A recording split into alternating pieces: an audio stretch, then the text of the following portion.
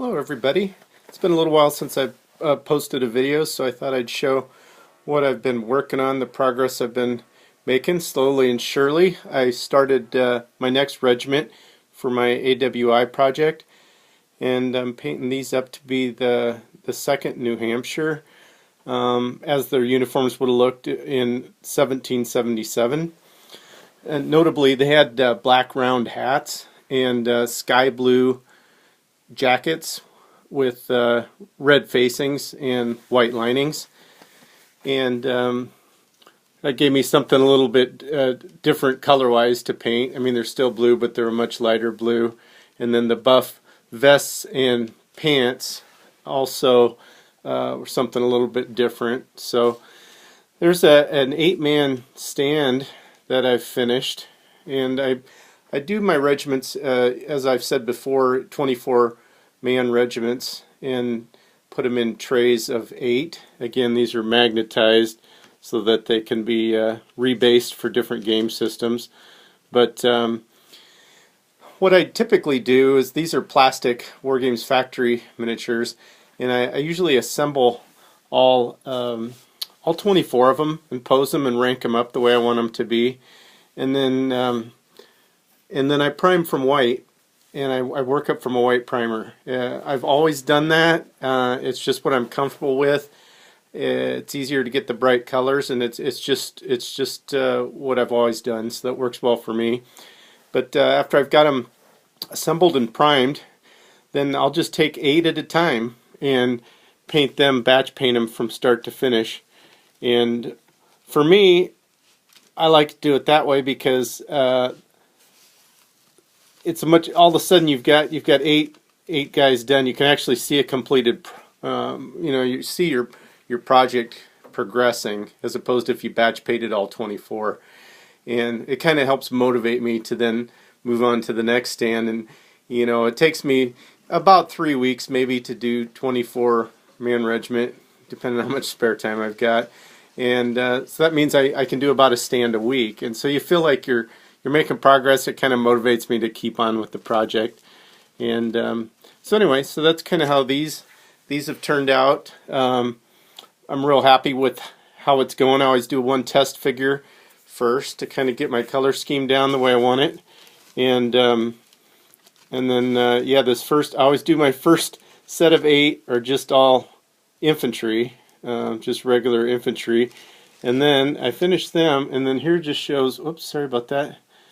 Here it shows, here's the other one, my next one. So this is the command stand. So that gives me something a little bit yet, different to work on after doing all the rank and file.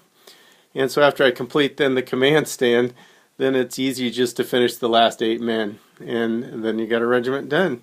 So it's just mind games to keep yourself motivated, I think. But this is kind of what, just to show you, this is what the movement tray looks like just after I've glued it together. And these guys here have been base coated over a white primer. And then I use Agrax Earthshade over most of the miniature. And then there's a Reikland Flesh Shade, I believe it's called, Games Workshop. Use that on the skin tones.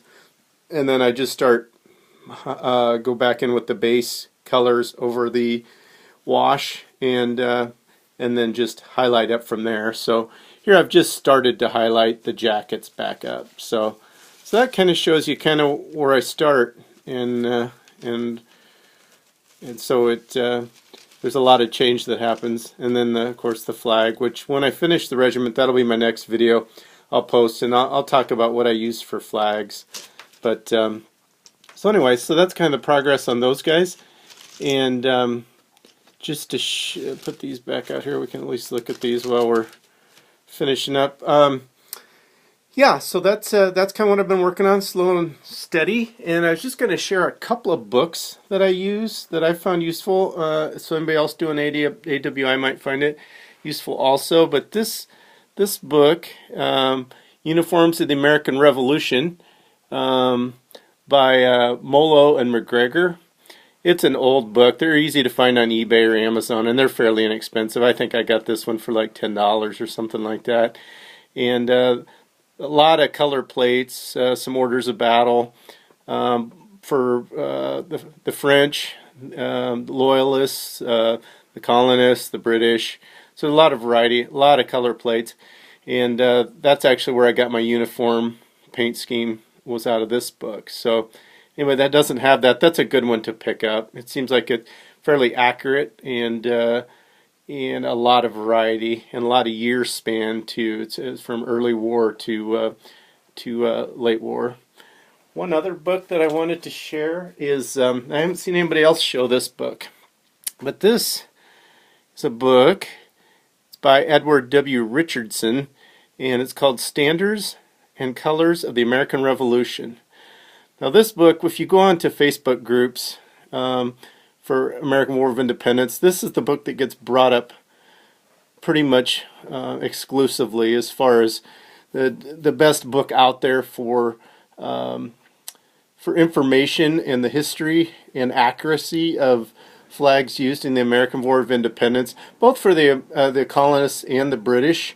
And I found that very interesting read. And I'm not going to say there aren't any mistakes in it, because I believe the book was published, gosh, maybe 70s, early 80s.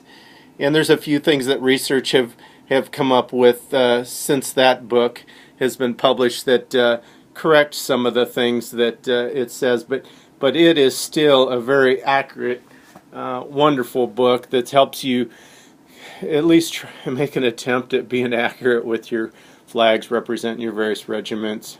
So anyway, that's about all I had. I'm hoping in the next 2 weeks max, maybe 12 days, 10-12 days, depending on how much spare time I get, I'll get that the rest of these guys done. So I'll have 24 men done for the 2nd New Hampshire. So anyway, I've been really enjoying everybody's videos, keeping up as much as I can, and really loving the projects. It always kind of makes me want to look into some different time frames and genres just through watching the project you guys are working on. So keep posting them. The encouragement's awesome. So anyway, hope everything's going good with you guys. Keep your projects going, and we'll talk to you again soon. Thanks.